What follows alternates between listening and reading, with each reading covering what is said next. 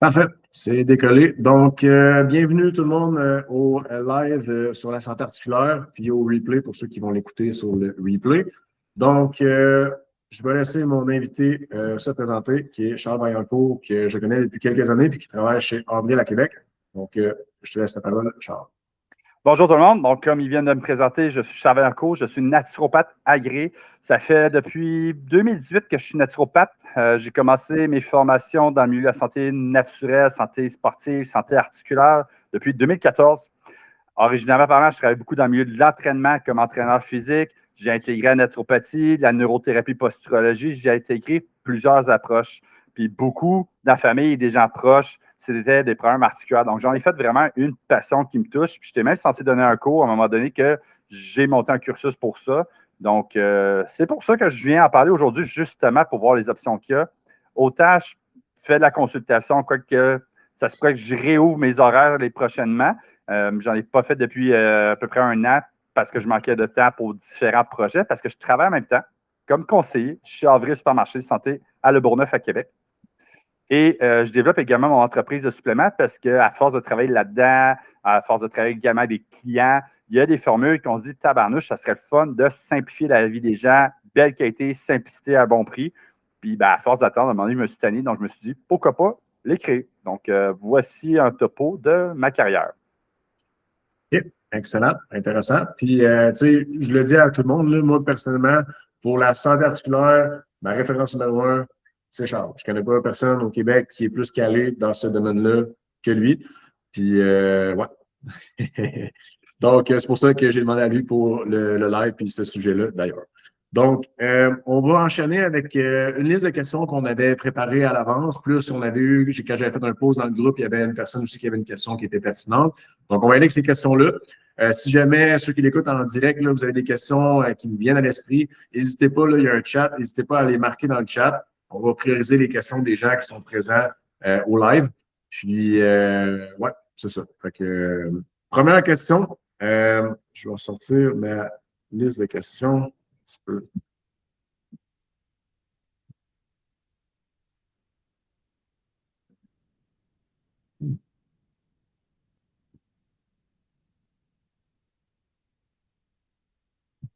OK. Première question.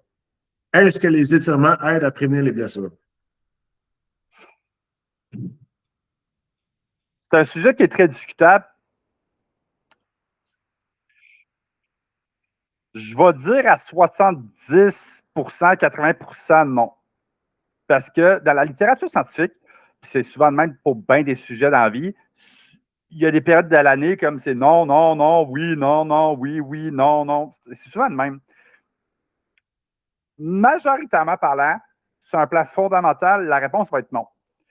Mais là où est-ce que le oui va être intéressant est pour la raison suivante, qui est probablement une des raisons, sinon la raison la plus majeure, c'est que parmi les blessures les plus récurrentes, il y a entre autres dans le top 5 des facteurs les plus importants selon la littérature scientifique, il y a la gestion du stress. Ici, les étirements te permettent de dire, bon, je prends un moment, je respire, pas que je médite, mais un peu dans le genre, je contrôle mon système nerveux. Bref, je me repose. Pas je me repose, plutôt, j'aurais plutôt dire je me pose. Ça pourrait aider dans ce sens-là. Autrement, au niveau de la composition articulaire, si je peux dire ça de même, c'est sûr que si tu as des adhésions, si tu as des restrictions de mobilité, mettons au niveau de l'épaule, si tu as des blessures, peut-être partiellement, ça va pouvoir t'aider d'un point de vue de thérapie manuelle, mais ça n'aura pas un impact si significatif que ça, contrairement à certains facteurs de risque comme la gestion du stress, l'hydratation, etc. Intéressant. Puis, tu sais, ça me fait penser à justement Lane Norton, le souvent dit haut et fort qu'il n'y a aucune littérature scientifique qui démontre que les étirements aident à prévenir. Mais c'est cool quand même le point que tu amènes que ça pourrait être des effets indirects, comme par exemple sur la gestion de stress. Exact. Ouais. Fait que indirectement, ça pourrait quand même avoir un petit aide. Ouais. C'est pour ça le 70-80%, parce que dans le sens, en fait, suivre la logique Alan Norton que je suis, vouloir être on paper, j'aurais pu exagérer en disant 95% à mon temps, mais c'est juste pour amener un petit bémol, un petit pas de recul que des fois, il y a des gens qui arrivent au gym et c'est comme, écoute, j'ai la journée dans le corps, faut que je me dépêche en plus parce qu'après ça, il faut que je m'occupe des enfants puis c'est comme go, go, go, go, go. Puis je me rappelle une fois, je te donne un exemple concret. J'ai un prof de Jiu-Jitsu. Le gars, c'est notre coach ceinture noire, puis il s'en va se batailler avec des gars plus gros que lui, plus grand que lui, plus fort que lui, 2 fois plus jeune que lui. Puis quand il s'apprêtait à commencer le cours, il a pris le premier 15 minutes pendant qu'on se réchauffait pour stretcher, pour justement se poser, se déposer, se méditer, parce qu'il savait qu'il était tellement sur la gauche sur un système nerveux qu'il allait compenser. Puis, en fait, un mauvais mouvement dans un sport de combat, c'est sûr qu'à un moment donné, tu risques de te blesser. Mais au gym traditionnel, où est-ce que tes mouvements en général vont être plus contrôlés, puis tu n'as pas un adversaire qui essaie de t'étrangler, probablement que le risque de blessure est plus faible. Oui. Puis, tu sais, dans le fond, j'ai toujours entendu dire aussi que par rapport à justement ça, les étirements, c'était toujours bon de faire un échauffement avant, puis c'était mieux de faire un étirement après, étant donné qu'on est mieux d'étirer les muscles qui sont chauds. Est-ce que c'est vrai ou c'est bon de faire un étirement avant le gym alors que les muscles ne sont pas nécessairement chauds? Bien franchement, c'est une question à laquelle je n'ai pas une réponse complètement maîtrisée parce que justement, il y a plusieurs points de vue que c'est pas fou d'un bord puis de l'autre. Moi, personnellement, mon opinion, puis je vais te nommer l'autre après, j'aurais tendance à les mettre au début, dans la logique suivante. Imagine, tu arrives au gym, tu es un peu comme le commun des mortels, à moins d'être sur un pré-workout qui fait que tu es vraiment craqué en bon québécois, puis tu es prêt à commencer, tu es déjà chaud. Généralement parlant, c'est souvent du monde qu'ils ont leur journée dans le corps, ils ont plein de choses à penser. Fait que, tu bouges un peu, tu vois un peu comment tes articulations vont aujourd'hui. Si tu vois que tu bouges, tu fais un peu de foam roller, tu t'étires un peu, tu es comme aujourd'hui, je sens que mes épaules, mes hanches vont me lâcher un peu. Tabarnouche, c'est ça sensible. Fait avant de commencer à faire des échauffements, même s'il n'y a pas de poids proprement dit, mais il suffit d'avoir une haute vélocité. Exemple classique d'un gym qu'on peut voir, tu t'appuies sur une barre pendant que tu te swings la jambe en avant et en arrière. Ben, si tu as une blessure, tu es quand même à haute vélocité. Donc, même si tu n'as pas une haute charge, le fait d'avoir une haute vélocité, peut-être que ça fait ouch, je viens de me soigner de quoi, puis c'est peut-être pas si pire que ça. Mais si tu prenais le temps de t'étirer puis de prendre plus le temps d'avoir la conscience de ton corps qu'on appelle la proprioception, ben là, je trouve ça gagnant pour ce point de vue-là. Alors qu'après le gym, l'autre opinion, ça serait de dire, bon, écoute, c'est juste le temps de te déposer, de calmer un peu ton système nerveux qui était vraiment fort, fort, fort à l'entraînement pour dire que tu es capable de te reposer le reste de ta journée. Mais ce point de vue-là, de le mettre après, je dirais que la nécessité, entre guillemets, va dépendre de la réalité de chacun. Il y a des gens qui, des fois, pour se défouler dans la vie, c'est le gym, puis après le gym, c'est comme tabarnouche, je me sens bien. Puis il y en a d'autres, c'est comme bon, je suis tellement à vif qu'on dirait que je ne serais pas capable de dormir. Ben, c'est pour l'aspect nerveux que j'ai parlé tantôt de se déposer, il pourrait être bon après. Mais je vois moins de pertinence de le mettre après qu'avant, mais c'est encore très mitigé comme résultat, comme réponse. OK. Intéressant. Euh, on va passer à la deuxième question. C'est une question aussi que moi, j'avais déjà une réponse un peu dans mon cas, puis j'essaie d'appliquer. Donc, j'ai hâte de voir si tu vas confirmer que je suis correct ou si je suis dans le champ. Est-ce que prendre des anti-inflammatoires ralentit le processus de guérison? Puis moi, dans ma tête, ça a toujours été oui. Puis même back in the days, je me suis fait opérer des dents de sagesse là, vraiment longtemps. Puis j'avais des médicaments qui étaient full anti-inflammatoires. Puis dans ma tête, c'était comme, je vais en prendre le moins possible, quitte à souffrir plus pour être capable de récupérer plus rapidement parce que l'inflammation, pour moi, ça fait partie du processus de guérison. Est-ce que c'est quelque chose qui est recommandé de plus tolérer la douleur pour moins en prendre? Au-delà, mettons, du fait que c'est toxique aussi pour le foie, exemple, par exemple, à Donne-moi 5 secondes. Ouais. Hop. Inflammation Mastery d'Alex Vasquez. Je vais juste te montrer la largeur du livre. Ouais. C'est un livre qui parle de l'inflammation, puis je n'ai même pas fini de le lire, pour dire. Ouais. C'est le genre de gars que chaque phrase, il donne une référence scientifique, puis j'en ai lu pas mal. Si je te fais un wrap-up de ça, Ouais. je te dirais que ça dépend c'est quoi ta substance. Overall, si tu parles d'un médicament, puis je ne dis pas ça dans le sens que je suis contre les médicaments parce que n'importe quel outil peut être un bon outil à condition qu'il soit approprié pour le contexte approprié. Overall, Mais quand tu regardes des affaires comme la Tylenol, l'aspirine, etc., ou même d'autres médicaments, je pense comme le Vioxx, si je me rappelle bien la terminologie du nom, qui était vanté comme quoi que ça ne faisait pas de problème au niveau articulaire, ça ne faisait pas de problème au niveau digestif, et finalement, ça s'avère qu'il en fait pareil. La plupart des médicaments anti-inflammatoires ont des mécanismes d'action des produits de santé naturelle qui ne semblent pas avoir ça comme dégradation. Puis là, je ne dis pas nécessairement, les médicaments, c'est toute la merde au grand complet. C'est sûr que si tu es dans une condition, je ne sais pas, une arthrite septique qui est infectieuse, puis tu te ramasses à l'hôpital, bro, niaise pas avec ça, je ne veux pas devoir mourir. Mais si tu es dans un contexte d'arthrose, puis tu es quelqu'un qui mange genre 8 Tylenol, puis Advil, puis aspirine par jour, ou qui a des injections de cortisone à l'année longue, il y a des preuves comme quoi que la médication anti-inflammatoire peut venir à dégrader la santé articulaire. Puis, même mise en contexte, juste donner un chiffre, le gars est aux États-Unis. Mais quand je check les statistiques au Canada, on n'est pas si loin que ça. Une consultation sur 7 au niveau médical, c'est pour des troubles articulaires. Puis la première approche que les médecins là-bas tentent à prendre, c'est des anti-inflammatoires. En disant, bon, on va te soulager, puis on va voir ce que ça va donner. Peut-être que ça va passer dans le temps, puis c'est une chose, peut-être que tu t'es fait mal, puis ça va replacer. Mais les conditions chroniques qui nécessitent de la cortisone, puis de l'aspirine, puis ça, ben, si c'est pas en plus d'avoir une dégradation au niveau articulaire, c'est pas avoir des dégâts au niveau digestif et ailleurs. Donc, il faut faire attention avec ça. Mais au niveau produits santé naturels, pour l'instant, je ne connais pas de supplément naturel. Je ne dis pas que c'est impossible qu'il y en ait. C'est juste que pour l'instant, soit il n'y a pas assez d'études ou j'en connais pas. Qui ont été démontré que si je le prends sur le long terme, je vais nuire davantage à la santé articulaire sur le long terme. Oui. Puis même, j'ai l'impression que ça peut être un peu contre-productif, c'est-à-dire que tout ce qui peut être un irritant aussi pour l'intestin, si ça perturbe l'intestin, ne veut pas, tu peux avoir de l'inflammation qui leak de là, puis ça crée de l'inflammation systémique finalement. Oui, exactement. Puis en fait, même que je vais racheter un petit bémol de plus à ce que tu viens de dire, qui est très intéressant d'ailleurs, parce que est-ce que tu connais le mécanisme d'action de l'aspirine au niveau anti-inflammatoire articulaire? C'est-tu avec les COX-1, COX-2? Ouais. COX-2 principalement, oui.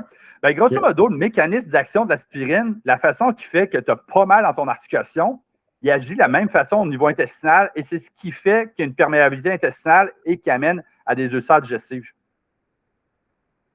Fait que des fois, un anti-inflammatoire, c'est pas juste je prends un anti-inflammatoire parce que j'ai mal à l'épaule. Ton mécanisme de ton anti-inflammatoire, il agit partout dans le corps.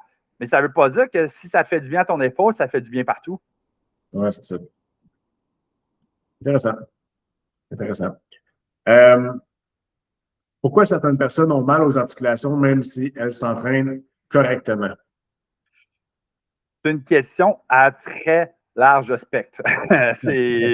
On pourra en jaser pendant 2 jours, mais si je donne une image très simpliste, juste pour faire OK, il y a ça, il y a ça, il y a ça, il y a ça, puis ça se peut qu'il y a d'autres facteurs que je n'ai pas nommés.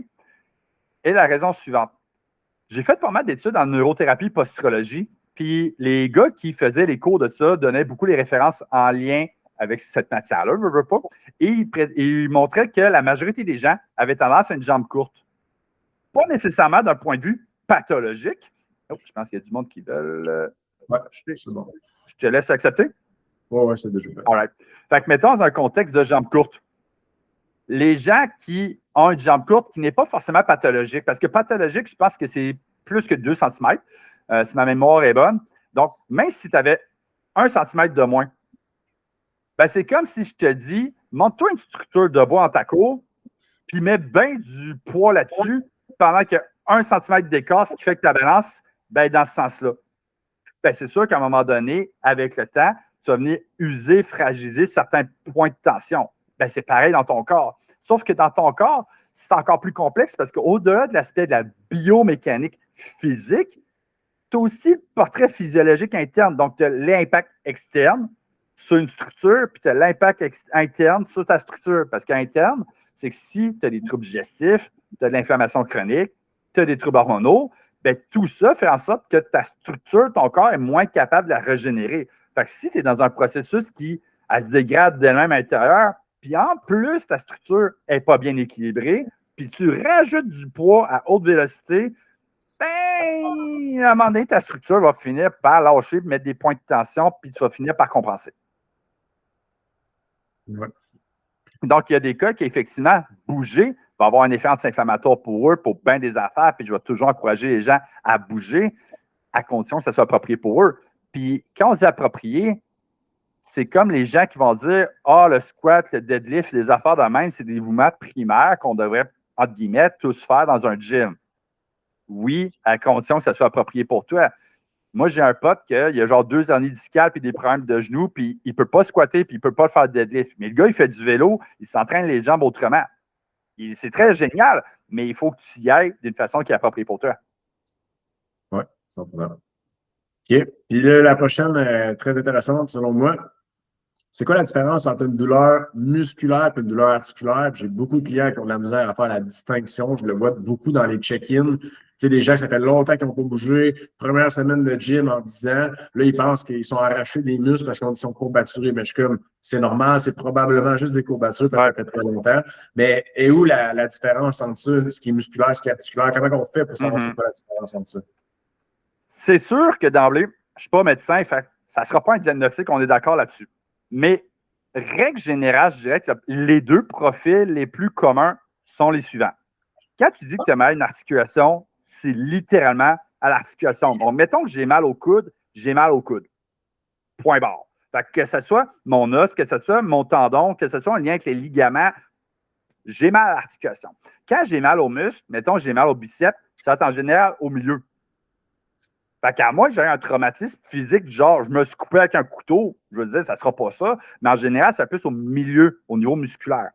C'est pas impossible qu'il y ait des variantes, on est d'accord, mais souvent, puis même si on va dans des contextes un peu plus extrêmes où est-ce qu'il y a des gens qui ont des tensions chroniques, vraiment, on va penser à des contextes de diagnostic chronique, polyarthrite rhumatoïde, d'arthrose, whatever, qu'il y a des gens qui sont très, en bon anglais, stiff, très raides au niveau musculaire, puis ils manquent de mobilité, puis on leur conseille, commencez à bouger, ça va vous faire du bien. Ça ne sera pas évident au début. Ben, il y a des gens qui, des fois, tu vas leur faire un mouvement de biceps, puis ça va même faire mal dans le triceps tellement c'était contracté. Fait que l'aspect agoniste-antagoniste, ça peut faire mal dans les deux sens, mais tu es quand même relativement au milieu. Alors qu'articulaire, c'est vraiment, écoute, j'ai mal dans le coude, je ne m'endure plus. Le seul bémol au niveau articulaire que je parlerais, ça va être plus dans des contextes neuropathiques, c'est-à-dire en lien avec les nerfs. Évidemment, ce que je vais dire n'est pas pour un but de diagnostic. Il va y avoir des nuances. Ça peut être cardiovasculaire, ça peut être un paquet d'affaires. Mais l'idée, c'est juste de vous allumer une lanterne que si ça arrive, peut-être que oui, puis peut-être que non, c'est peut-être particulier. Mais si c'est une douleur névralgique, genre, la douleur souvent va se répandre. Donc, des fois, c'est que tu as mal, mettons, à l'épaule, mais ta douleur va élancer jusque dans le poignet. C'est une douleur qui va bouger, entre guillemets. OK. Ça arrive souvent, ça, la following? Ça se peut. Souvent, des gens, je dirais le portrait commun, pense à quelqu'un qui a une hernie discale. Des fois, c'est comme, tu as mal dans le dos, mais des fois, c'est comme tabarnouche, j'ai la jambe qui me brûle un peu. C'est-tu qui essaie de compenser? Peut-être oui, puis peut-être non. Puis de là à dire, OK, tu as un problème dans la colonne, puis là, tu as la jambe qui te met à te brûler au complet jusqu'à ton orteil. Fait que c'est vraiment une douleur qui se répand. Fait que oui, effectivement, il va y avoir la compensation logiquement aussi, mais c'est de dire, OK, si mon nerf est atteint, ben c'est la transmission nerveuse tout le long du nerf. Fait que là, il peut y avoir ça, mais il va y avoir d'autres types de conditions qui ne seront pas toujours évidentes à suivre, comme quelqu'un, je fais juste un coq à l'âne, mais mettons quelqu'un qui ferait de la goutte, des crises de goutte, ben ça, c'est de l'acide urique. Le portrait commun qu'on entend souvent parler, c'est les gens qui ont mal dans les gros orteils, comme s'ils étaient très, très renflés parce qu'il y a une accumulation d'acide urique. Fait que, c'est pas toujours juste un problème articulaire, c'est comme genre de l'arthrose.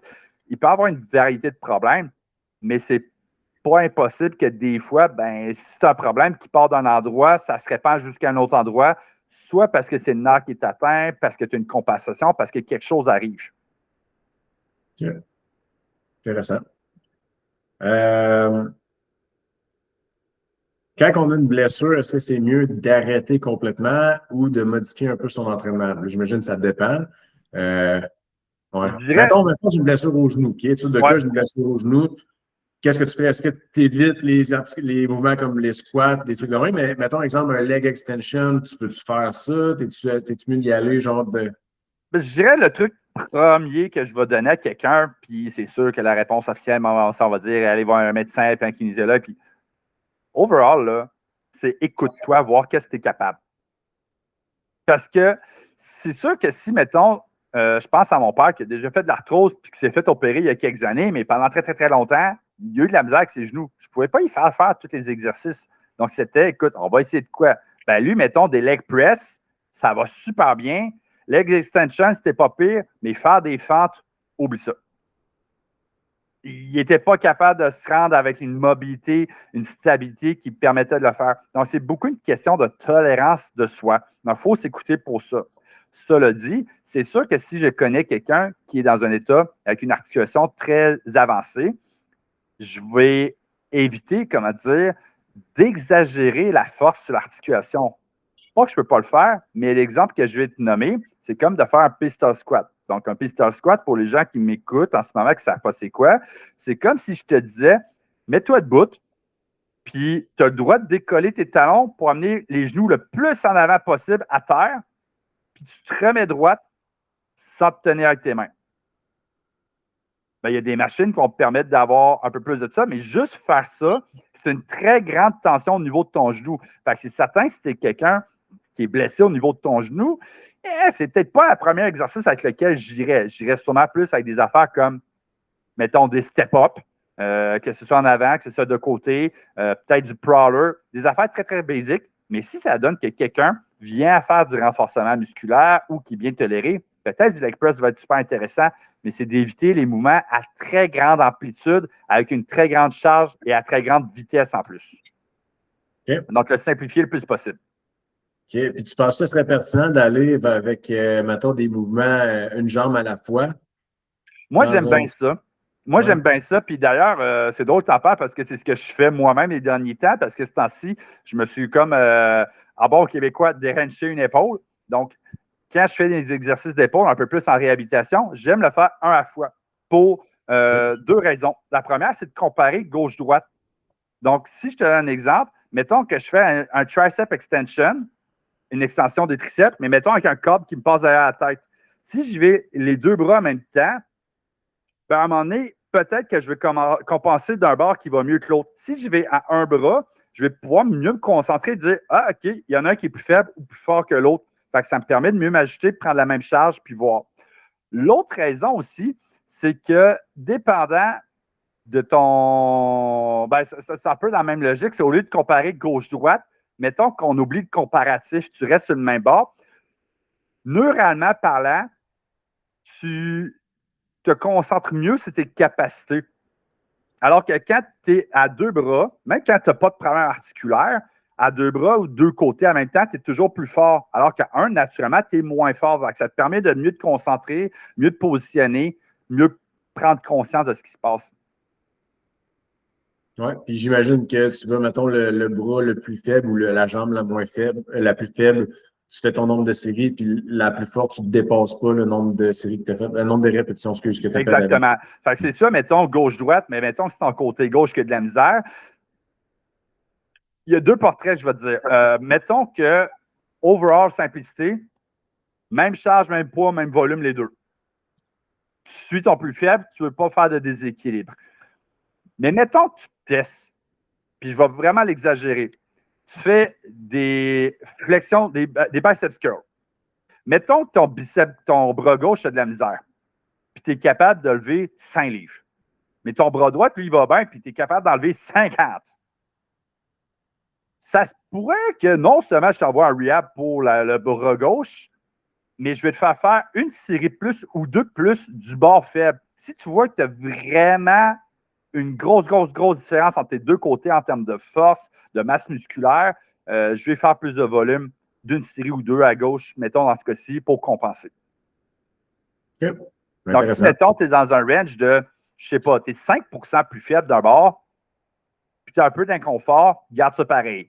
Mais si tu as une différence de 25%, genre, non, écoute, je vais faire une, deux séries plus de l'autre bord facile. OK.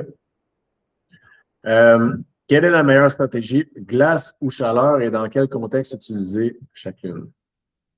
C'est une question de tolérance. Règle générale, la glace va avoir un effet analgésiant. Moi, le portrait que je donne aux clients, c'est si tu t'endures plus, mets de la glace. Si tu t'endures, soit fais rien ou mets de la chaleur si tu le tolères. Okay. Parce que la glace va avoir un effet analgésiant, puis à court terme, c'est correct, mais si tu en mets longtemps et ou souvent, tu peux venir à ralentir ta régénération.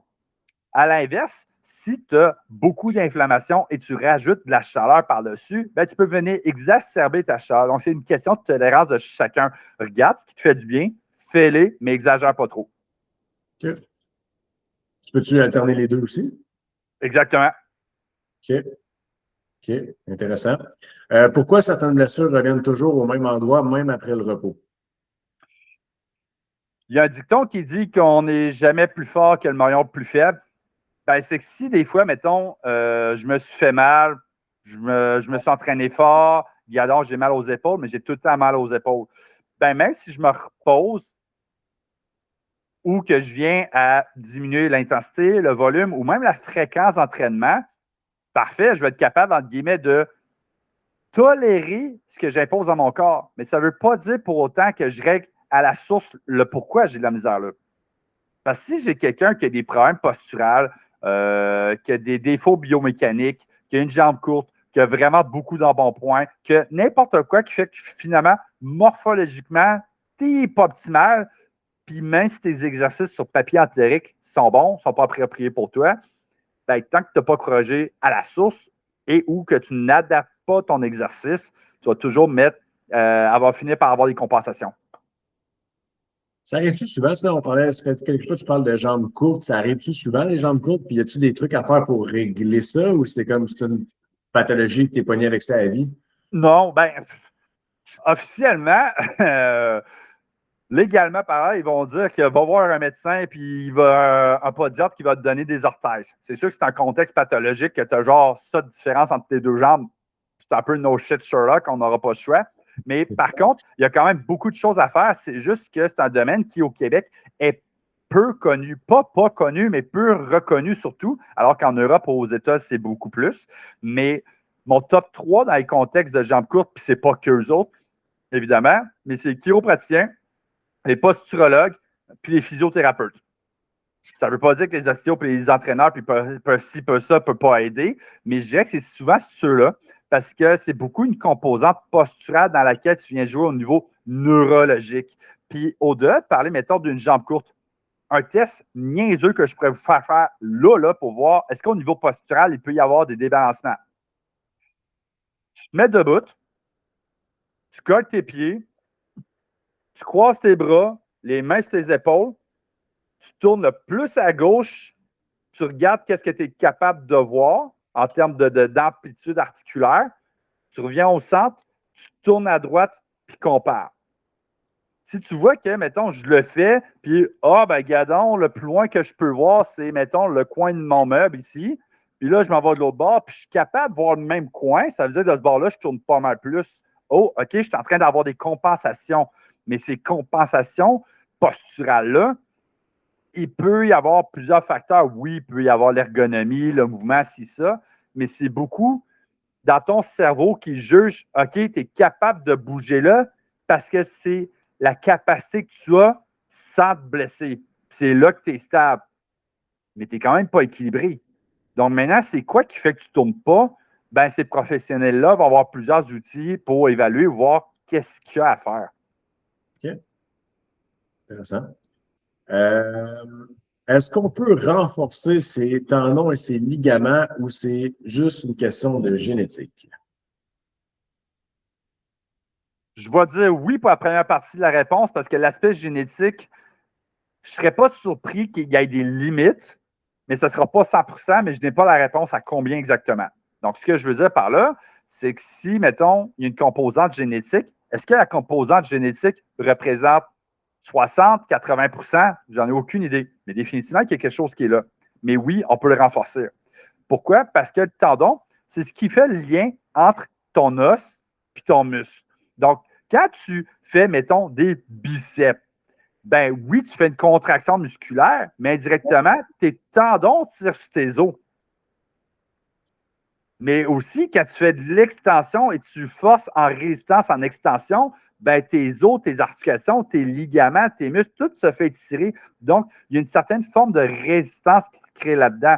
Puis, dans tes tendons, c'est majoritairement composé après de l'eau du collagène. Donc, ton corps peut fabriquer du collagène pour favoriser la réparation. Je ne te dis pas que tu vas avoir des tendons gros comme tes biceps, mais définitivement, tu vas pouvoir l'améliorer, le renforcer. Autrement, les gens qui font des sports de, mettons, comme du powerlifting, qui lèvent très, très, très lourd, ou du bodybuilding, qui ont des très gros muscles, ben, il y aurait beau avoir des muscles gigantesques et des os très, très gros, mais tes tendons finiraient par lâcher. Donc, c'est tout le temps de voir c'est quoi le maillon faible ici. C'est-tu tes tendons, exemple, quelqu'un qui fait des tendinites, exemple, des joueurs de tennis qui font tout le temps des mouvements répétés que, à force de tout le temps tirer, t'affaiblis ton tendon? Est-ce que c'est ton muscle qui est trop faible qui va se blesser? C'est-tu des périostites en lien avec tes os qui vont se faire tirer? Donc, tout ça peut se renforcer jusqu'à un point normal, je vais dire ça de même.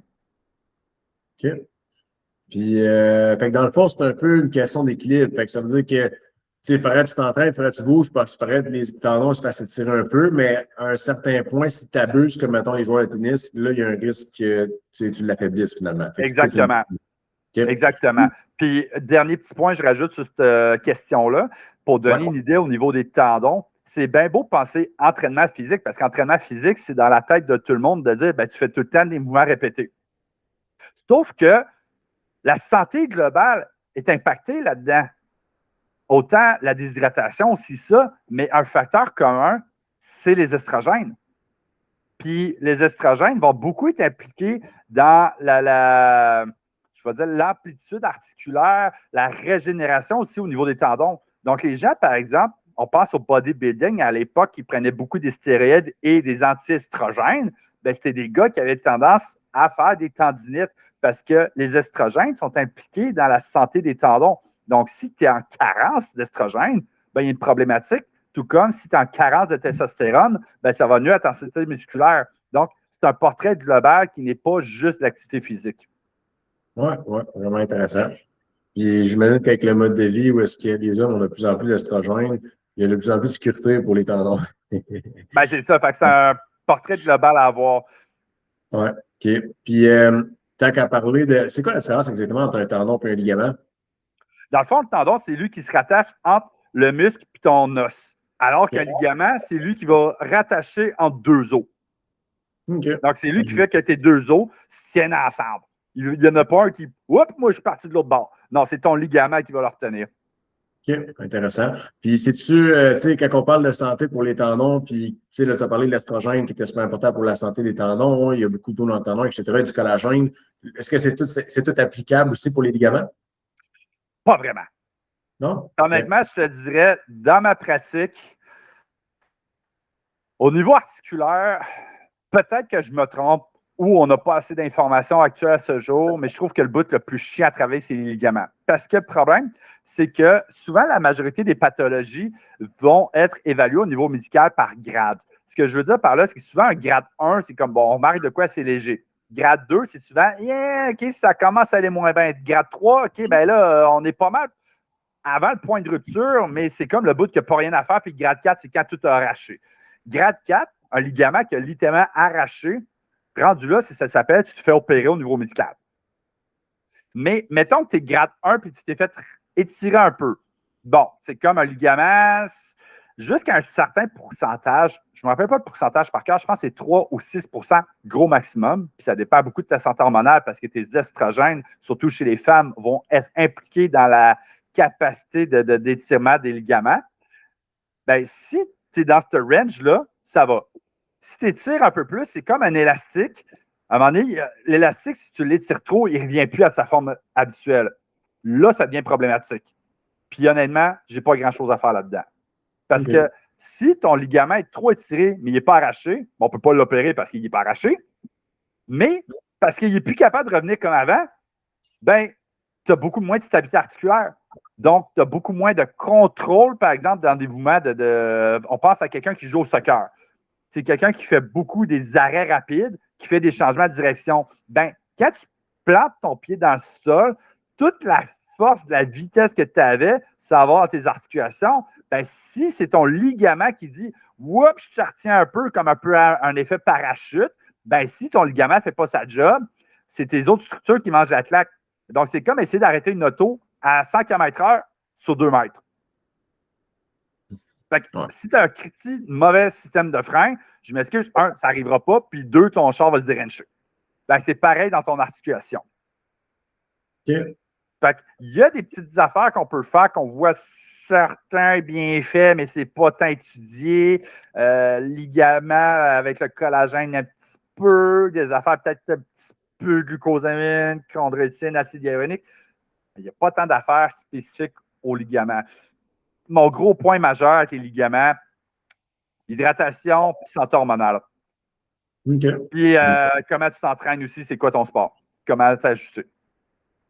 OK, parce que, tu sais, quand on parlait de tendon, tu m'as dit tendon, c'est muscle avec os. Fait que j'imagine que dans le cas, mettons, exemple de bodybuilding, où est-ce que les muscles, ils gagnent en volume, il y a un certain risque pour le tendon, mais dans le cas des ligaments, vu que c'est os avec os, même si tu fais du bodybuilding, il n'y a pas de risque supplémentaire pour les ligaments. C'est plus des sports comme soccer, les changements de direction, football, exactement. hockey aussi. Ce qui est à haute amplitude articulaire, à haute vélocité, à haute intensité, effectivement. Donc, c'est là où est-ce que tu te dis, je veux pas que mon articulation se disloque.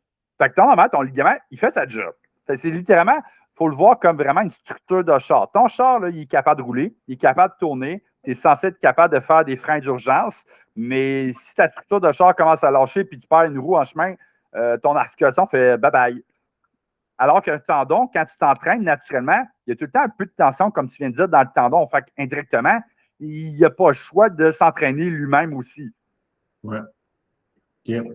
Puis, tu sais, on a parlé récemment un petit peu à gauche à droite du collagène. Que penses-tu du collagène? Là, je sais qu'il y a plusieurs types, du collagène bovin, collagène marin. Moi, de ce que je sais, c'est que le collagène, c'est divisé, tu sais, dans le processus de digestion, c'est divisé en acides aminés. Ça peut être absorbé, je pense, en dipeptides, du tripeptide, mais ça ne va pas nécessairement redonner du collagène au final. Est-ce que c'est plus efficace, mettons, pour quelqu'un qui est plus âgé, qui manque de protéines dans son alimentation? J'imagine que c'est plus efficace. Pour quelqu'un qui est jeune et qui mange beaucoup de protéines, y a-t-il un avantage pour les articulations, en tendons, ligaments, quelque chose à prendre des suppléments de collagène ou pas tant? C'est comme plusieurs questions sur un sujet, puis Ouais. je vais te résumer ça parce que dans le cours articulaire, j'avais déjà écrit, j'ai passé, je pense, 30 pages sur le sujet. OK. Fait que il y a du stock à dire. Mais grosso modo, je vais aborder ça sur deux plans. Un, le supplément de collagène, puis deux, la physiologie du collagène. Puis ça va être plus facile de parler en ce sens-là. Le collagène, quand on regarde des suppléments, voici l'histoire des collagènes. Les pour, les contre et les pas beaux avec ça. Les suppléments de collagène, on réalisait dans le temps que si on prenait, mettons, des bouillons d'os, des ci, des ça, on disait, hey, ça marche donc bien, pourquoi? Puis là, à un moment donné, c'est la gélatine, puis dans la gélatine, on arrive au collagène. Là, il y a des fournisseurs qui arrivent avec des sources de collagène divers, de plusieurs types d'animaux, mais mettons qu'on y va avec du bœuf. Là, les fournisseurs démontrent à l'aide d'études scientifiques que le bœuf, le collagène de bœuf, aide au niveau articulaire. Maintenant, sur le marché, arrivent d'autres fournisseurs. Exemple de poisson. Là, quand tu as un nouveau fournisseur, tu veux rentrer dans le game. Fait que si tu dis tabarnouche, ça fait déjà plusieurs années que le fournisseur bovin est là, puis nous autres, on n'a pas encore tant d'études, on va mettre l'accent ailleurs. Donc là, il est arrivé le collagène marin en se disant, OK, on voit des études au niveau de la peau. Il n'y a pas eu tant d'études que ça. Je pense que là, on recule il y a quelques années. Fait que peut-être qu'aujourd'hui, il y en a un peu plus à jour, mais on recule il y a quelques années, mettons 3-4 ans, là, je pense qu'il y a eu 2 études qui ont interchangé et qui se sont posées la question, hey, est-ce qu'un est autant bon que l'autre? Grosso modo, les résultats étaient à peu près pareils.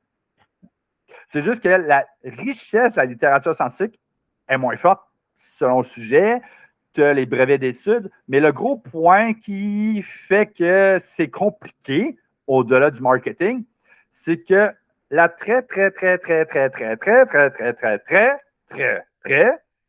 grande majorité des études sur le collagène, les suppléments de collagène, c'est des études payées par les compagnies.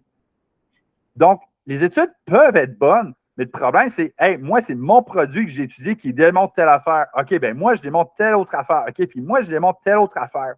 Puis le processus de fabrication peut être différent d'un à l'autre, mais on n'a pas assez de richesse de littérature scientifique en études comparatives pour vraiment positionner puis confirmer, hey, y a-tu vraiment une différence ou ça revient pas mal tout au même, guys? Parce qu'à date, si c'est pas des petits points de même à gauche, à droite, les rares fois qu'on fait des comparatifs comme bovin marin, ça revient pas mal tout au même. OK. Fait que si on récapitule, ça veut dire que le bovin pourrait peut-être être meilleur pour les articulations et le marin pour la peau, mais peut-être que ça ne change rien. C'est ça? Puis Simplement. au niveau physiologiquement, comme j'avais expliqué, on s'entend les protéines, tu ne les absorbes pas telles quelles, tu les digères Exact. assez ligne. Fait que, si physiologiquement, tu prends des suppléments de collagène, puis ça ne donne pas nécessairement du collagène dans le corps, comment ça pourrait expliquer que ce supplément-là aide à augmenter le collagène dans un tendon, par exemple? Moi, On va donner la réponse bien franche. Tu regardes la littérature scientifique et la réponse est inconnue. Est-ce que ça pourrait être le fait que la population manque tellement de protéines, puis sont comme dénutris, puis le fait que tu rajoutes de la protéine, que ce soit du collagène ou une autre source de protéines, tu augmentes un peu le pool d'acide aminé qui est plus spécifique à cette étude du collagène, puis tu augmentes un peu. Ça peut être un effet placebo. Il y a certaines personnes qui disent que ça les aide vraiment beaucoup. Tu penses que ça peut être placebo? Tu penses que ça peut Honnêtement, être moi, j'ai tendance à croire que c'est pas fou que ça aide. Pour plusieurs raisons, pour toutes les hypothèses que tu as nommées, genre si j'en ai besoin, ça va marcher grosso modo. OK? Donc, jusque-là, c'est pas pire. Sauf que OK. Je pensais en parler après, mais je pense que je vais commencer par là. La joke, c'est que sur le marché d'un supplément de collagène, aujourd'hui, on parle beaucoup de collagène type 1, type 2, type 3, type 5, type 10. Ouais. Je l'ai prédit 3 ans d'avance quelle compagnie allait faire quoi. OK. Selon les champs d'expertise et tout. Puis honnêtement, c'est plus du marketing qu'autre chose. C'est pas faux ce qu'ils disent, mais c'est du marketing. Voici pourquoi. Parce que dans le corps humain, tu as 28 types de collagène. Tu en as 95% qui est du type 1, qui est principalement au niveau de la peau, des tendons, des os, puis de la cornée de l'œil. Puis, petite parenthèse, là, juste pour spécifier, quand on parle de type de collagène, c'est juste l'agencement des acides aminés ensemble qui change. Exactement. Donc, c'est les molécules qui, c'est toutes les mêmes acides aminés, mais juste agencées autrement, on a 28 sortes dans le corps. C'est juste que les autres sortes, mettons, je prends le type 2, qui est à peu près à 4%-ish du corps, ben c'est lui qu'on va voir plus dans le cartilage. Puis après, tu as les types 3 à 28 qui ne représentent même pas 1% de ton corps. Ben, quand tu regardes les collagènes sur le marché, que tu prennes de la peau de bœuf ou de la peau de poisson, ça reste de la peau. C'est du majoritairement type 1. Donc là, les autres compagnies vont peut-être vanter genre, ah, tu as du 3, puis tu as du 5, puis mais tu n'as pas de temps d'études, sinon tu n'en as pas en études cliniques qui démontrent que, mettons, tu prends juste un collagène type 3, out of nowhere, que tu vois des résultats majeurs. Il n'y en a pas. Ou sinon, pas vraiment clair. Fait que c'est juste que les gens sont comme, nous autres, on a plus de collagène que les autres, fait qu'on est plus hot que les autres. Fait que c'est beaucoup de marketing là-dessus qui s'est fait, mais les gens ont très peu de compréhension. Donc, quand tu consommes un collagène, comme tu l'as dit tantôt, qui est grosso modo une protéine, c'est une protéine que, habituellement, les protéines, tu coupes acide aminé par acide aminé. Mais dans un contexte de collagène dit hydrolysé, ce qu'il y a pas mal partout sur le marché à cette heure, c'est des 2 à 3 acides aminés en paquet qui ont été précoupés de la protéine originale, qui s'assimilent tel quel. Donc, ton corps humain, il y a déjà un bout de fait de la chaîne, mais ça ne veut pas dire que c'est automatiquement, ça devient du collagène. Mais n'empêche que, malgré que la très grande richesse de la littérature scientifique sur le collagène soit toutes des études payées par les compagnies, on voit quand même une critique moyenne en général qu'on voit des résultats. Donc, ça ne serait pas con de dire, OK, mon collagène m'aide. Mais la question, c'est pas tant de savoir est-ce qu'il aide ou pas, parce que la littérature scientifique, c'est plus pour qui et au bout de combien de temps et à quel point ça va m'aider. Donc, le collagène, il y a 8 acides aminés principaux là-dedans sur les 9 essentiels. Puis, dans les 8, il y en a 3 qui composent la majorité d'entre eux. Le plus principal, c'est la glycine, la lysine puis la proline. Je ne dis pas qu'on ne peut pas s'en sortir au niveau vegan. Mais en général, tu en as plus dans les viandes, par densité. Sinon, il faut que tu manges un Christi de volume au niveau végétal. Donc, ça, ce n'est pas impossible. Fait que déjà, si tu es quelqu'un qui est vegan, tu as une prédisposition numéro 1. Ouais. Prédisposition numéro 2, c'est les gens qui vont vivre des conditions qui vont dégénérer leur articulation. Donc, que tu aies de l'arthrose ou que tu aies des problèmes hormonaux ou que tu aies n'importe quoi qui va favoriser une dégénération de tes articulations, je ne te dis pas qu'on règle le problème à source, mais si ton corps est en train de dégrader ton collagène, parce que le corps il est intelligent, maudit, parce que quand il dégrade le collagène, les substrats, les dérivés, ce que ça va donner quand il va se défaire, le corps va utiliser ces molécules-là pour gérer de l'inflammation. C'est pour ça, d'ailleurs, que le corps, dans des conditions où est-ce qu'il est rendu à dégrader du collagène, il ne le fait pas pour le fun. C'est comme un peu sa bouée de sauvetage qui est comme, écoute, j'ai plus le choix, mais là, en dégradant ça, je vais pouvoir utiliser le débris puis m'en servir pour gérer mon inflammation. Je ne savais pas qu'on pouvait faire ça, que le collagène pouvait faire ça. Fait que dans le fond, c'est qu'il pourrait jouer sur l'inflammation directement. Là. Exactement. Donc, ça peut dire, ben, je vais défaire ma maison qui est en train de tomber en feu pour essayer d'éviter d'avoir des morceaux qui brûlent davantage. C'est un peu la logique de ça. Fait que c'est pas l'affaire la plus intelligente, mais quand on est rendu là, c'est parce que ça va pas bien. Fait que les gens, souvent, qui vont être dans cette deuxième prédisposition-là, ou les gens qui vont être plus vieillissants, parce qu'à partir de l'âge de 25 ans, on produit moins de collagène.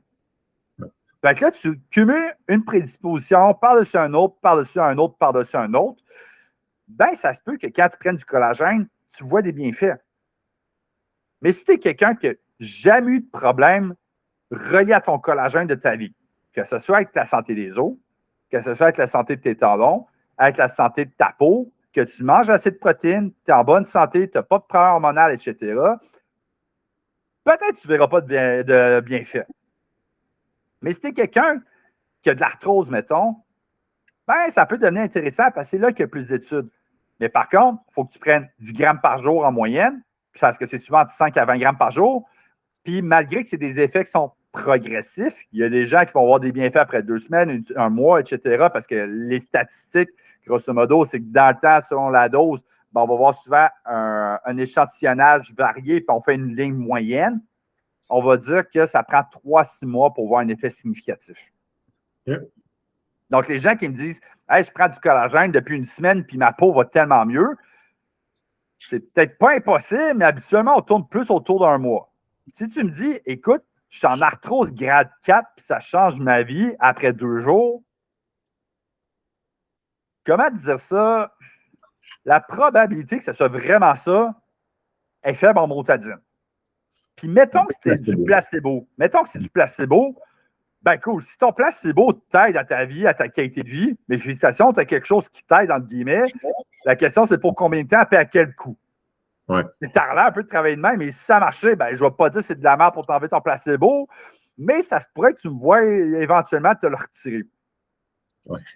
Puis, tu sais, là, si, mettons, le collagène ne va pas nécessairement aider directement le collagène dans un tendon, par exemple, en ce moment, est-ce qu'il y a d'autres suppléments qui peuvent aider? Je sais que la vitamine C permet de stimuler la production du collagène par le corps. Y a-t-il le Gotucola qui peut aider dans. Y a-t-il des suppléments qui peuvent aider dans ce sens-là? Il y en a plusieurs. Je vais te donner ça en 2 catégories. Tu as les cofacteurs avec les collagènes et les substances autres, je vais te dire. Quand je dis les cofacteurs, c'est que quand tu regardes la structure du collagène, tu as besoin d'avoir impliqué de la vitamine C, de la silice, du cuivre, entre autres, des affaires là même. Fait que ça, c'est pour t'assurer que ton collagène, soit bien formé et se tienne bien. Parce que tu as beau prendre du collagène, si jamais tu es en carence de vitamine C, ben, ça se peut que ça aille pas bien. Je ne dis pas que ça ne pourra pas aider, mais il ne sera pas optimal. Ouais. Cela dit, j'aimerais apporter un bémol là-dessus. Il y a beaucoup de gens qui arrivent en magasin qui disent ça a l'air que si je ne prends pas de vitamine C avec mon collagène, ben mon collagène ne vaut pas grand-chose. Tu es carencé en vitamine C, oui. Maintenant, est-ce que tu es carencé en vitamine C, à moins que tu viennes être tellement carencé pendant longtemps que tu viennes en refaire du scorbut, je veux dire, ton collagène va t'aider pareil à un certain point. Donc, tu n'es pas obligé de tout le temps avoir tous les cofacteurs avec ton collagène, mais si tu vois que tu es prédisposé à certaines carences alimentaires, c'est pas con de l'avoir dans le décor. Maintenant, la deuxième catégorie, ça va être les substances autres. Donc, si je veux remplacer mon collagène, parce que mon collagène, c'est une option qui est quand même relativement, entre guillemets, modestement, significativement efficace à pas cher, tu as des substances qui vont être meilleures, mais qui vont être plus coûteuses, je trouve. Si tu prends de la membrane d'œuf, par exemple, ça contient naturellement du collagène, du glucosamine, chondroïtine, l'acide hyaluronique, des affaires de même. Contrairement au collagène, le NEM, il y a une dizaine d'études cliniques. Et les études sont suffisamment bonnes pour avoir un paquet d'allégations par Santé Canada. Du genre, si tu souffres d'arthrose, en 5 jours, on sait si ça marche. Si tu t'entraînes aujourd'hui et que tu le prends aujourd'hui, bien aujourd'hui, ta récupération physique va être meilleure. C'est le genre d'allégation que Santé Canada a autorisé. Fait pour que Santé Canada le dise, tes études sont bonnes. C'est juste, par contre, ça va te coûter plus cher. Ça, c'est la membrane d'œuf que tu me parles aussi. Oui, la membrane d'œuf qui est NEM. Donc, je te dirais, quelqu'un qui veut de quoi, qui me dit, écoute, je ne m'endure plus, puis je ne veux pas attendre 3-6 mois, je m'en vais sur le NEM. Fait que, beau, bon, pas cher, fait bien la job. Un autre produit qui est quand même assez populaire avec lequel je travaille, qui est pas mal meilleur que glucosamine chondroïtine, qui agit plus vite, plus de résultats, mais qui aussi coûte plus cher, c'est de l'acide hyaluronique. L'acide hyaluronique, dépendant des compagnies, on peut le retrouver mélangé avec du collagène. L'acide hyaluronique, il agit au niveau de ton cartilage, un peu dans la même logique liquide, cartilage, ligament. Donc, c'est ce qui fait le côté lubrifiant et anti-inflammatoire, tant au niveau articulaire, mais également au niveau de la peau. Donc, les gens qui sont du genre, ben, mon mode de vie exige que j'ai des mouvements répétitifs, puis ma situation, il y a des gens, des fois, que quand ils ont, mettons, mal à un genou, ben, quand ils commencent à bouger, ça va mieux. Mais il y a des gens que c'est l'inverse.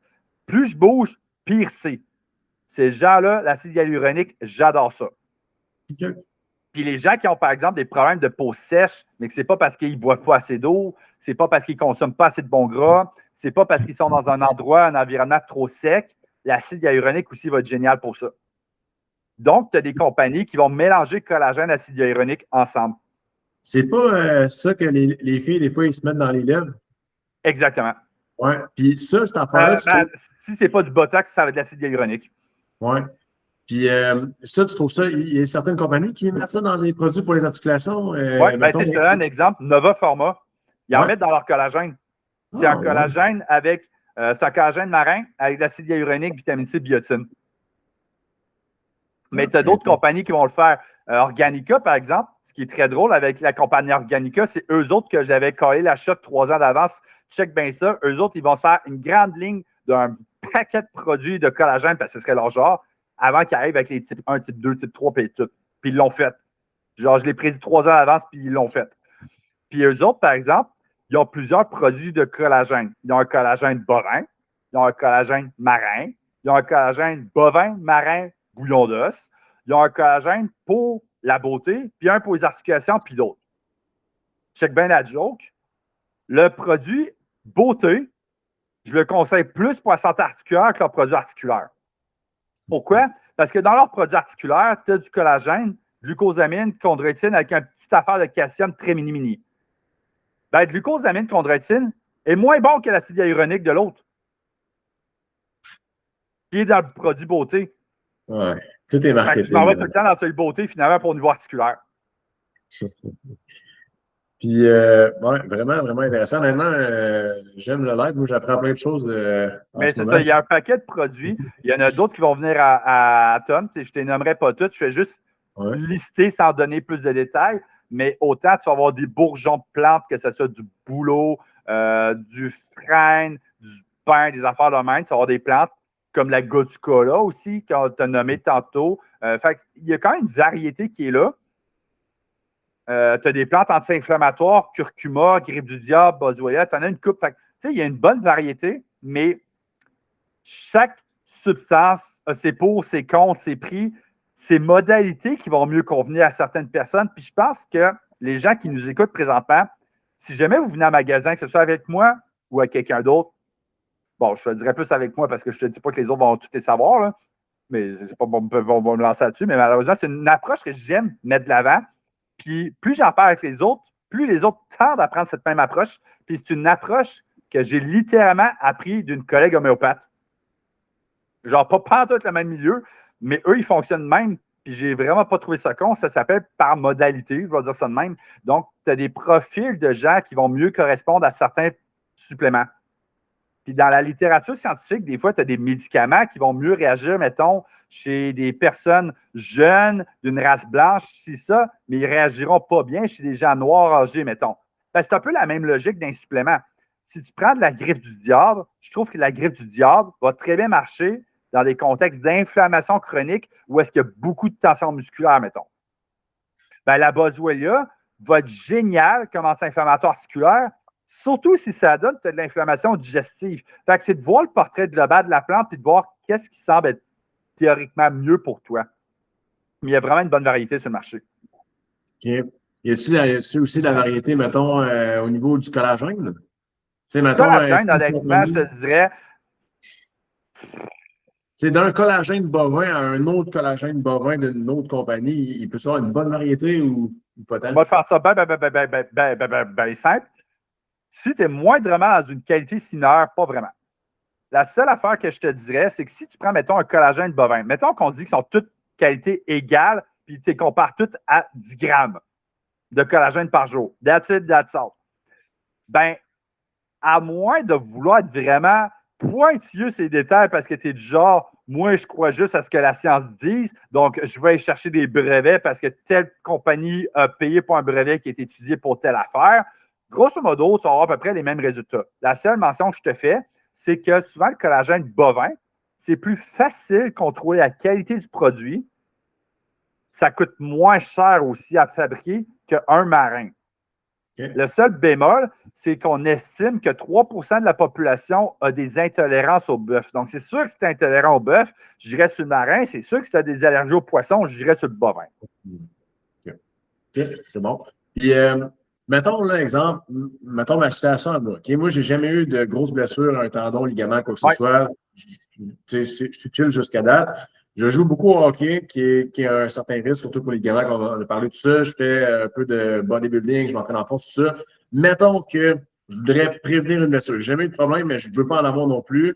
Ouais. Y a-t-il des suppléments que je pourrais prendre sur une base quotidienne qui diminuerait, qui améliorerait la qualité, la force de mes tendons, mes ligaments, qui diminuerait ma probabilité d'avoir une blessure en jouant au hockey, quoi que ce soit? Je vais dire oui et non, puis tu vas Okay. comprendre pourquoi. C'est poche comme réponse, je sais, je m'excuse. C'est la seule bonne réponse que j'ai à te donner, malheureusement.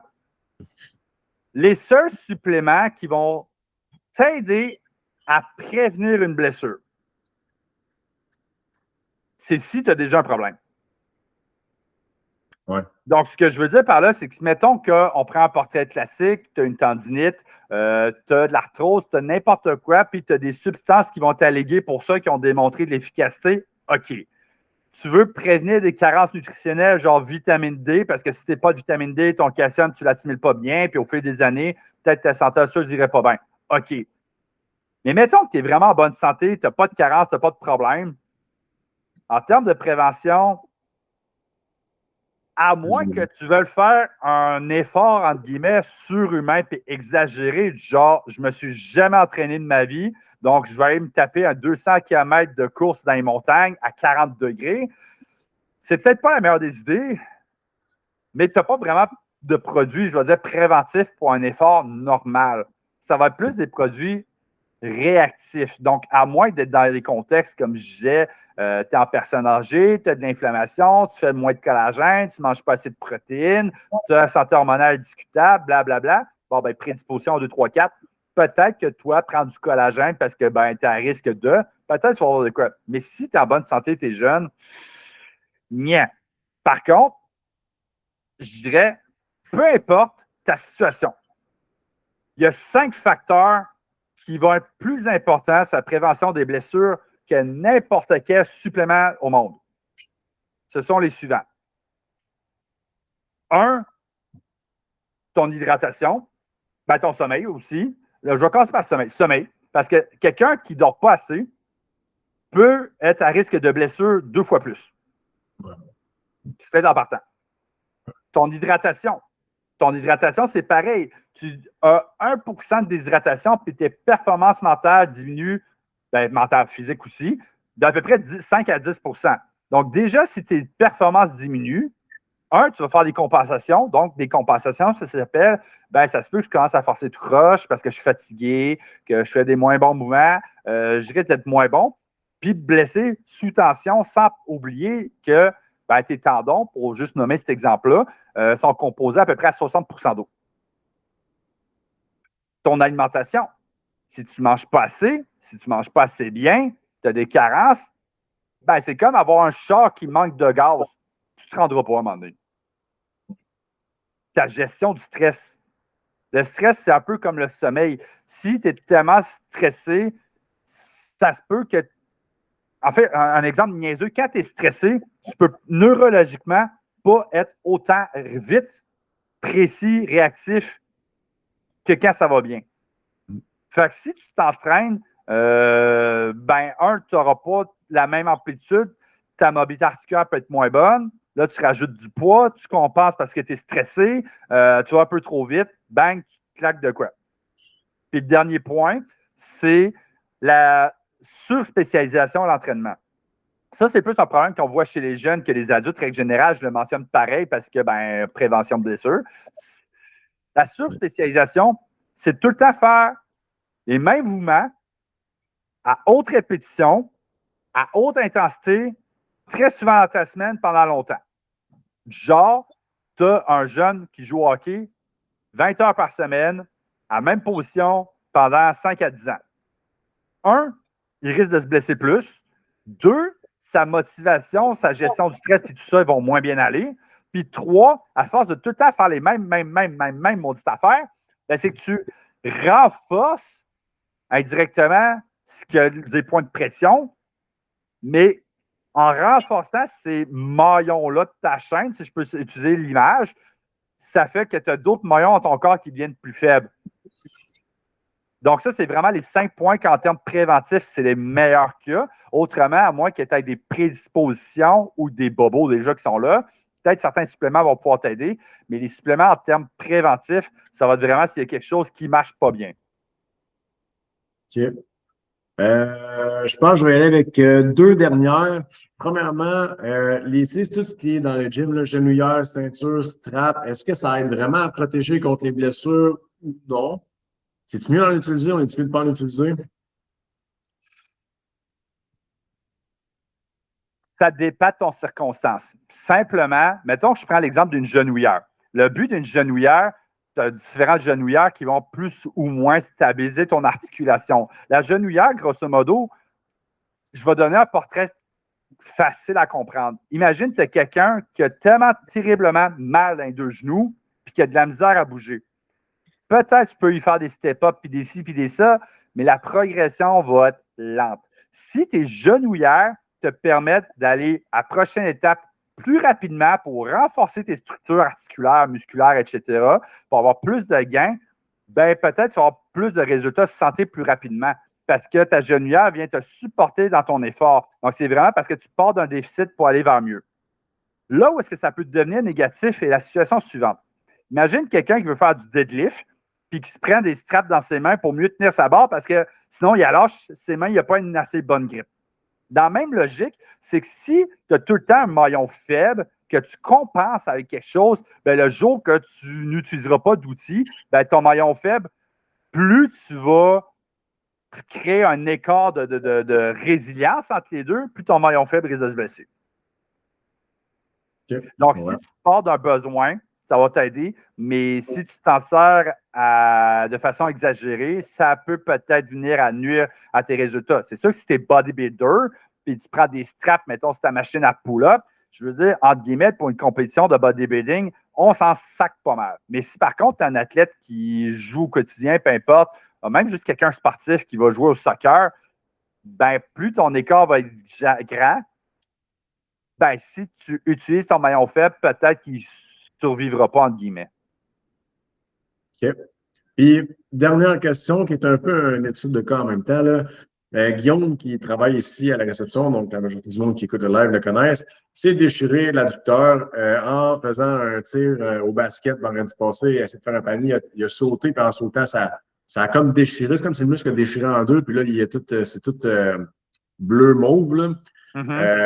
Qu'est-ce qui pourrait expliquer qu'un muscle qui déchire en deux lorsqu'on fait un effort à haute intensité comme ça? Puis y a-t-il quelque chose qu'on peut faire pour prévenir ça? Puis y a-t-il quelque chose qu'on peut faire pour aider à récupérer de ça? Je te dirais que mes réponses ne changeront pas de ce que j'ai dit précédemment. Donc, c'est sûr que si tu as des déséquilibres posturales, des déséquilibres musculaires, j'imagine qu'il n'est pas de même, je ne le connais pas personnellement assez pour ça, mais mettons, imagine que tu as quelqu'un qui est chest-bras dans la vie, mais il ne fait jamais de jambes. Ben, c'est sûr que si tu fais un effort exagéré, ben, c'est un peu comme l'exemple de la genouillère tantôt, peu importe, je te donnais. Plus tu vas créer un écart entre ton maillon faible et ton maillon fort, ben, quand tu vas me prendre l'intensité de ton maillon fort, ben, ton maillon faible va peut-être lâcher. C'est une explication très vulgaire, poche à dire, mais c'est un petit peu ça. Maintenant, en termes de prévention, à moins de corriger tes déséquilibres musculaires, tes déséquilibres posturaux, de t'assurer que tu t'es bien hydraté, sommeil, etc., à proprement dit, il n'y aura pas vraiment de supplément préventif. Ça va un peu être un mode de vie qui va agir là-dedans. Ça aurait-tu pu, mettons, qu'il ne fasse pas assez d'adducteurs, mettons, l'exercice tel quel, il s'entraîne dans le gym, il fait des jambes, mettons, s'il ne fait pas d'adducteurs, ça peut-être être ça qu'il ait fait? Ça se pourrait, ça se pourrait. C'est comme quelqu'un qui fait tout le temps du bench press, mais qui ne fait jamais de pull-up. Ben, ça se peut qu'à un moment donné, il se ramasse un mal aux épaules dans un mouvement. Okay. Même principe. Fait que c'est un équilibre biomécanique. Fait que c'est là l'intérêt de consulter des coachs où est-ce qu'ils vont faire des tests musculaires pour voir qu'est-ce qu'il y en a. Donc, c'est sûr que si on teste, mettons, chaque muscle, puis qu'on arrive aux jambes, justement, ton adducteur, ta banouche, il est faible. Maintenant, pourquoi il est faible? Bon, là, il y a mille une raisons, mais déjà, on a conscience que tu as une faiblesse qui est là, qu'on va pouvoir travailler, peu importe comment, au gym, en thérapie, en posturo, mais au moins, tu connais ta faiblesse et tu peux, entre guillemets, travailler dessus ou consulter pour. Donc, la première étape d'un problème, c'est de prendre conscience du problème. Donc, c'est là l'intérêt des fois de consulter. Personnellement, à peu près au moins une ou deux fois par année, j'aime consulter différents professionnels, soit pour mon bien-être global, mais justement chercher une perspective de j'ai-tu un problème? Il y a des gens, des fois, qui vont aller à la massothérapie parce que ça leur fait du bien mentalement, etc. Mais si tu veux aller voir, je ne sais pas, un physiothérapeute, pourquoi pas? Juste un check-up, ça coûterait quoi? Tu n'es pas obligé d'y aller toutes les années, mais juste une fois, why not?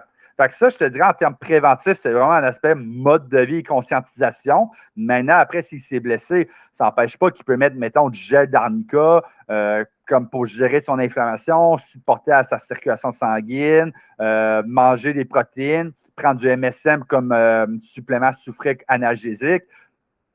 Mais en préventif, c'est ça, c'est beaucoup un aspect d'évaluation. OK. Puis, une autre petite question qui m'a popé en même temps, là. Tu sais, on a déjà parlé de liquide synovial dans les articulations. Ça, dans le fond, c'est-tu quelque chose qui aide à ne pas se blesser? Puis si oui, y a-t-il une façon d'augmenter ce liquide-là avec le mode de vie ou les suppléments? Je vais dire oui, mais pas dans le sens que tu le crois. Dans le sens que ça ne sera pas nécessaire.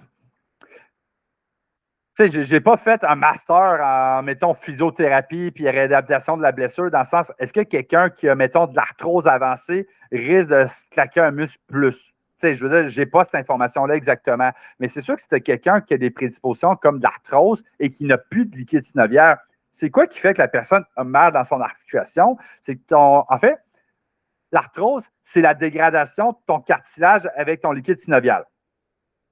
Mais ton liquide synovial et ton cartilage, il n'y a pas de nerfs là-dedans.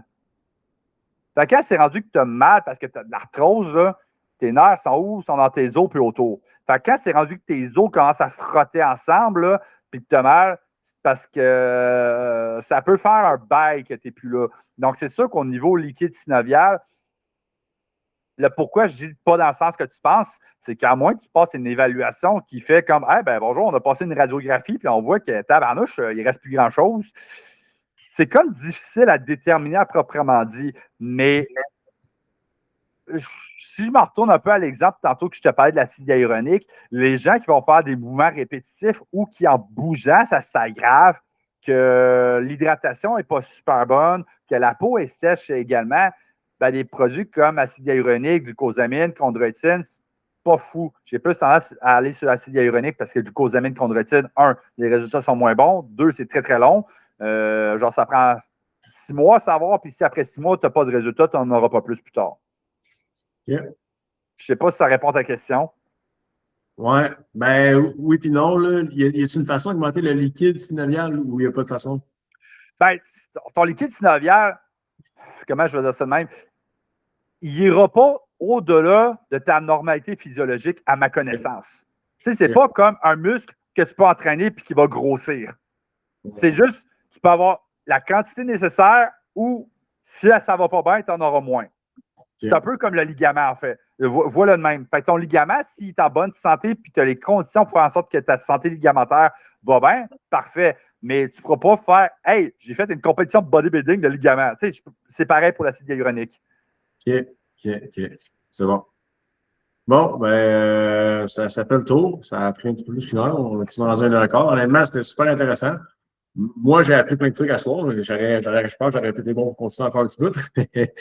Mais ouais, vraiment intéressant. Fait que si jamais les gens veulent te suivre, veux-tu partager tes contacts, tes réseaux Ben, dans le sociaux? fond, moi, présentement, à part ma page personnelle Facebook, ma page professionnelle, c'est le projet d'entreprise de suppléments que je suis en train de développer, qui est Potion Lab. Donc, Potion avec un S, Lab qui est collé avec. Donc, c'est là où est-ce que vous allez avoir plus des publications éducatives. Là, je suis en attente de certaines acceptations de Santé Canada. J'en ai déjà eu un peu. Mais après, dans les prochains mois, prochaine année, logiquement, si tout va bien, c'est là qu'on va décoller plus côté supplément aussi. Excellent. Donc, merci pour ton temps, Charles. Puis, Merci de l'invitation. ouais, on s'en fera ça éventuellement, peut-être sur un autre sujet, mais ça serait le fun. All right. Good. Merci beaucoup, mec. Bonne soirée à tout le monde. Merci.